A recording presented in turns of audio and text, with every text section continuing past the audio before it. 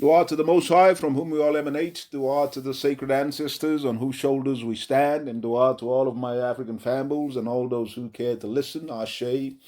Today's subject, study of African maldevelopment, part one.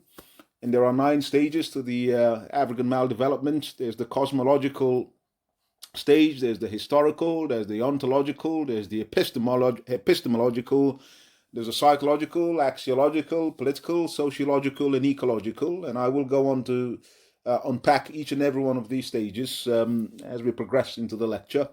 And let me preface with a most honest disclosure that inasmuch as we are the victims of a devious European and Arabian power structure, which we are addicted to, let me confess, we are the ones that oxygenate their domination and hegemony over us. And ultimately, we are our own worst enemies. You see, we must recognize that our imposed maldevelopment, which we endorse, is a necessity for the survival and maintenance of Europe, Arabia, and Sino-Asia. They're the new kids on the block, so we mustn't leave them out. And whether we like it or not, our maldevelopment is self-inflicted. And yes, some of our beloved ancestors that we rhapsodize and romanticize are also responsible for our maldevelopment. And one of the main reasons for our maldevelopment is our failure in orientating our minds with our history and culture. We devalue our history, unbeknown that history is the most important human discipline of all. And I love the way Baba Malcolm X puts it. He said that of all our studies, it is history that is best qualified to reward our research. We are a people that do not study history objectively. We tend to approach history emotionally and passively. And history is a topic, is a subject, it's a discipline. It's a political subject that needs to be read instructively and informatively, and not romantically or submissively, lest we repeat the errors of our beloved ancestors. It is critical that we recognize the relationship between maldevelopment and the ignorance of our history and culture. You see, the knowledge of our history and culture is a prerequisite for one's development. These two words are tied together. The maldeveloped mind is a mind that is comprehensively ignorant of its history and culture, a mind that has adopted hook, line, and sinker the history and culture of its dominator. And that is also known as the neo-colonized mind, which bears a stark resemblance to the maldeveloped mind. A mind beset with the trappings of materialism, which consequently masks their maldeveloped malady. A mind that is ahistorical and deculturated. A mind that has unreservedly adopted the vestiges and symbols of a sham independence rather than pursuit of the decolonization of the minds of the people.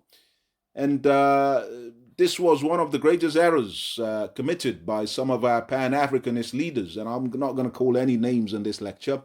They were reacting to change the condition of their people with a diluted European or Arabian paradigm, rather than prioritizing the transformation of the minds of the people with pre-colonial principles. And I say this all the time, that you cannot change the condition of a people without changing the consciousness of a people.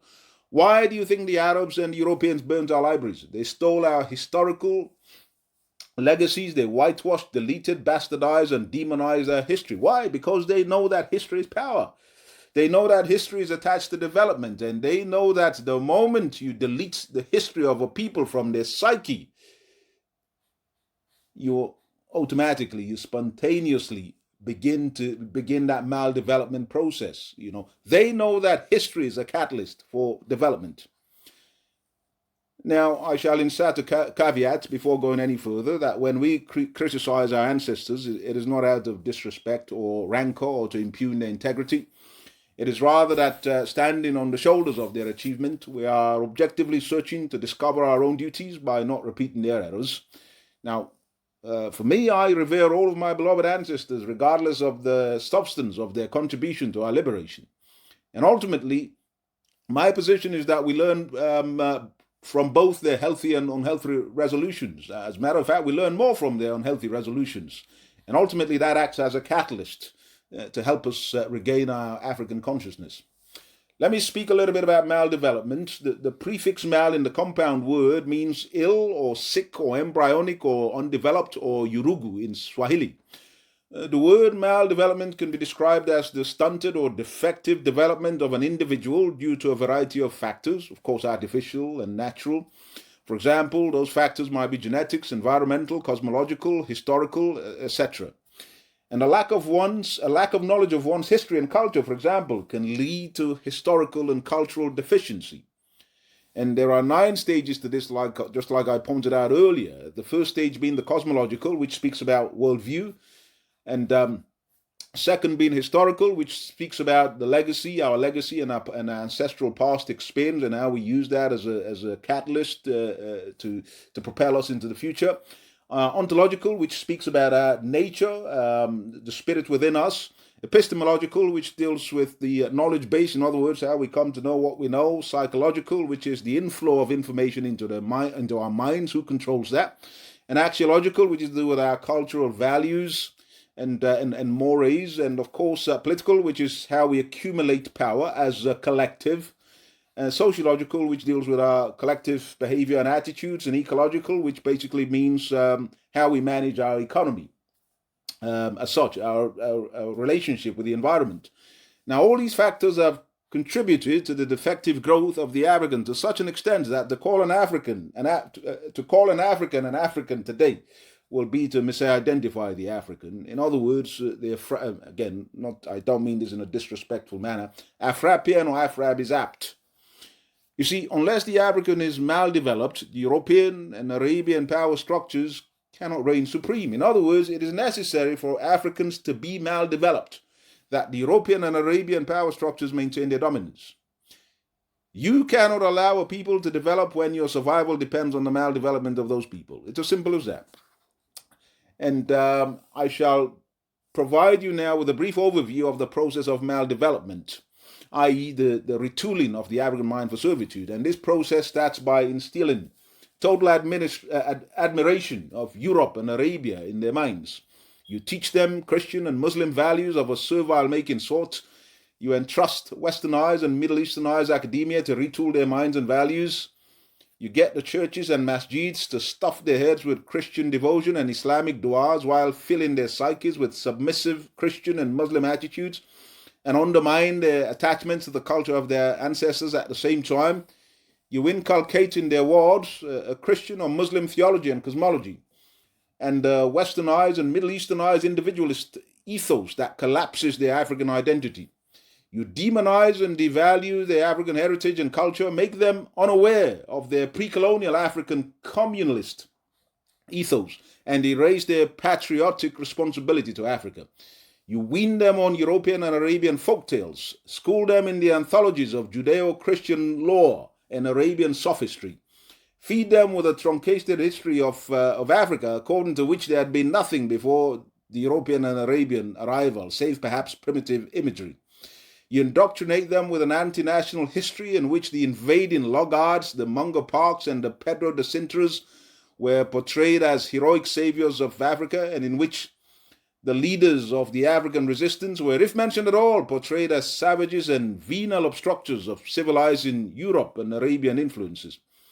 You teach them to venerate the heroes of European history, like Napoleon, like Prince Henry, of the navigator of Portugal, like Elizabeth, the pirate queen of England. Thus, the minds processed by the neocolonial and imperialist schools left in gaping ignorance of their rich heritage, that they were the architects of civilization and all human discipline. You make them ashamed or unaware of their ancestors who resisted colonial and imperialist savagery, and in some cases triumph over the uncivilized nature of European and Arabian invaders. You make them ignorant of Baba Toussaint de Louverture, Baba Jean-Jacques Dessalines, and who defeated to a large extent the mighty tyrants of Europe. You make them ignorant of their philosophers who lit up the dark ages of Europe and Arabia, Baba Imhotep, the first recorded multi-genius. This was 2700 BC, the first known recorded philosopher. Now, let me give you some context. At this time, Europe, Arabia, and Sino-Asia are conspicuously absent from the respected commentaries of human history. They were nowhere. Baba Ptahhotep, 2414 BC, the first ethical philosopher. Baba Kagemni, 2300 BC, the first teacher of right action. Baba Merikari, 1990 BC, and on the list goes. And Baba Duaf, 1340 BC, the master of protocols. Instead, they teach us to hail the Muslim generals who ran roughshod over Africa, like Amr ibn al-As and his savage band of 4,000 Arabs ordered by Caliph Umar to invade Kemet, which you know is Egypt, and the eastern parts of Africa and destroy their culture and their sacred literature. And where we are given a glimpse of our separate past, we are taught to hold it in embarrassed and even hostile contempt. We are made to feel that our distorted and whitewashed history, their worthwhile history at any rate, begins with our induction into the Western or Middle Eastern orbit of affairs, where our separate cultural and historical identity is not only obliterated, it emerges confused. Our loyalties are consequently transferred from our genetic communities to Europe and Arabia. And after our comprehensive indoctrination, we wear with pride and full commitment the odious labels and come to view ourselves as blackies, or colored, or black Americans, or black Englishmen, or black Frenchmen, or black Portuguese, or ethnic minorities, or third world servants, or sub-Saharan Africans, or Bami. Mind-blowing cognitive dissonance.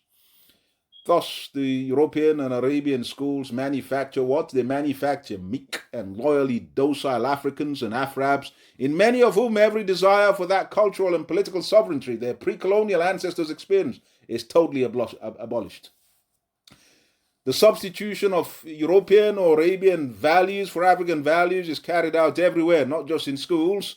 African values are derided and attacked and are deemed anti-modern, anti-progressive, and anti-technological, first-class false dichotomy. Consequently, the malignant cancer of capitalism begins to metastasize. For instance, the individualist principle of private property, when applied to land by the new laws, attacks those African principles of land tenure, whereby rights of ownership belong to the community as a corporate entity, and rights in use are periodically assigned to individuals by the community through its trustees, that be the chiefs, the kings, or the elders. On such principles, one acquired rights to a given stretch of land for as long as one used it productively. When one ceased to do so, such rights reverted to the community for reassignment to whom? To other users. No individual, chief or not, had the right to permanently alienate or dispose of land without consultation with the community. Land was sacred and seen as extension of ourselves. But of course, under the new dispensation and through the general upholding of European and Arabian attitudes, more and more land became alienated from corporate trusteeship and transformed into private property. Actually, let me put it another way, neocolonial and imperialist property administered by the Afrapian and Afrap gatekeepers. And this is how the European and Arab power structures contribute to fashion a breed of Afrapians and Afraps and to refashion Africa in some debased image of Europe and Arabia. And in the economic sphere, the banks, the mining and trading companies are bound by legal and financial threats to their parent organizations in Europe, Arabia, or Sino-Asia. Their currencies pegged to the dollar or the pound to be manipulated into worthless trading papers. And last but far from least, the commodity prices set in London, US, Paris, and Brussels that determine prices in Africa. In the political sphere, these links are the treacherous leaders and their cabinets, all under the control and guidance of the European and Arabian national governments, who are the Pied Pipers. In the cultural sphere, the links are the westernized and Middle Easternized schools and the religious organizations which operate as field agencies for nurturing Afrapians and Afrabs. And such is the nature of the European and Arabian